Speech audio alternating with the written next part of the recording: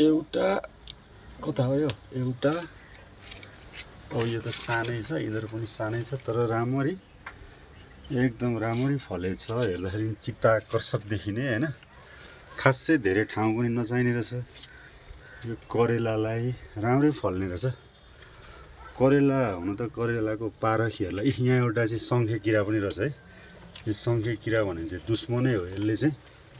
ध्वस्त बनाउँछ अस्ति भर्खरै त्यो काँक्राको बोटमा चाहिँ सङ्खे किरा लागेर जम्मै काँक्रा मर्यो तर अहिले यहाँ चाहिँ करेला चाहिँ राम्रै फलिरहेछ अब आज करेला खाने हाम्रो योजना छ घरमै ट्याक्क टिपेर हैन मलाई चाहिँ खासै त्यस्तो मन पर्दैन तर मन नपर्ने पनि छैन मेरो डिक्सनरीमा चाहिँ मन नपर्ने भन्ने तरकारी नै छैन हैन त्यही पनि अब योलाई एक अर्कोलाई दुई भन्ने चाहिँ मेरो त्यस्तो छैन सबै मन पर्छ तर मेरो श्रीमती र छोरालाई चाहिँ करेला एकदमै मन पर्छ हैन आलुसँग फ्राई गरेर एकदम मन पर्छ अब म पनि उनीहरूलाई साथ चाहिँ दिन्छु तर जहिले करेला खाइरहँ भन्ने चाहिँ मेरो चाहिँ छैन ल हेर्नुहोस् त करेला राम्रै फलेको नि त यतिको हैन सानो बोटमा यो सानो छ यसलाई पनि टिप्दिएँ है मैले सानै रहेछ ल यसलाई पनि टिपिदिएँ अब यहाँ अलि पात चाहिँ पहेँलो भएर आएछ यो पहेँलो पातलाई चाहिँ ट्याक्क मैले यसरी निकालेँ हैन अब यो चाहिँ अब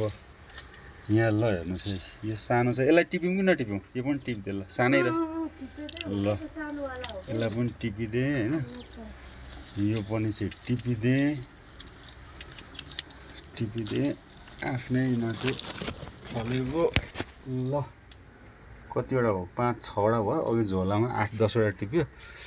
भनेपछि 20वटा जति भएछ 20वटा हो भने त राम्रो भइहाल्यो नि एक छाकभन्दा बढी भयो हैन यसरी जे होस् आफ्नै ठाउँमा चाहिँ आफ्नै घरमै चाहिँ यसरी करेला टिप्न पाउनु भने त गजब कुरो हो नि त आनन्द हैन मिठो भयो नमिठो भयो ल टिप्न चाहिँ मलाई रमाइलो लाग्छ ल टिप्यो है अब अरू सानो सानो छ माथि एउटा खुर्सानीहरू त धेरै राम्रो खुर्सानीले त धेरै प्रगति गरेछ मैले अस्ति नै 5 चोटि खुर्सानी टिपिसकेँ हैन अब मैले चाहिँ यहाँ इन्स्टाग्राम र अरूतिर अङ्ग्रेजी र स्पेनिस भाषामा खुर्सानी टिपेको चाहिँ सन्दर्भ पनि त्यहाँ निकालेको थिएँ अब आज चाहिँ फेरि नेपालीमा प्रवेश गर्नु पर्यो है ल हेर्नुहोस् त राम्रो छ नि यो खुर्सानी पनि हैन मलाई त खासै यो खुर्सानीमा त्यस्तो चिज लाग्दैन है खानभन्दा पचाउन अप्ठ्यारो पर्छ मलाई चाहिँ खुर्सानी हैन त्यो पनि खुर्सानीको पारखीहरूलाई त यो त राम्रो हो नि त ल राम्रो छ अब यस्तो छ कुरो यसरी करेला ल करेला यहाँ एक झोला भएछ यहाँ हैन यहाँ पनि छ यस्तो छ अझै टिप्ने क्रम चाहिँ जारी छ अब यो 2-4वटा टिपेर म आजको यो प्रस्तुतिलाई यहीँ अन्त्य गर्छु भन्ने बेला हुन आँटेछ कतिवटा बाँकी छ अब यहाँ एउटा रहेछ हैन ल यो ल यहाँ छ यो चाहिँ चराले खाएछ करेला यो खुर्सानी सरी करेला खुर्सानी खाएछ हैन यहाँ पनि टिपिदिएँ अब यहाँ पनि छ हेर्ला नि रातो राम्रो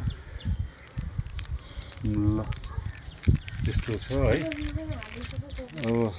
मैले करेला खुर्सानी यहाँ हालेँ करेला यसरी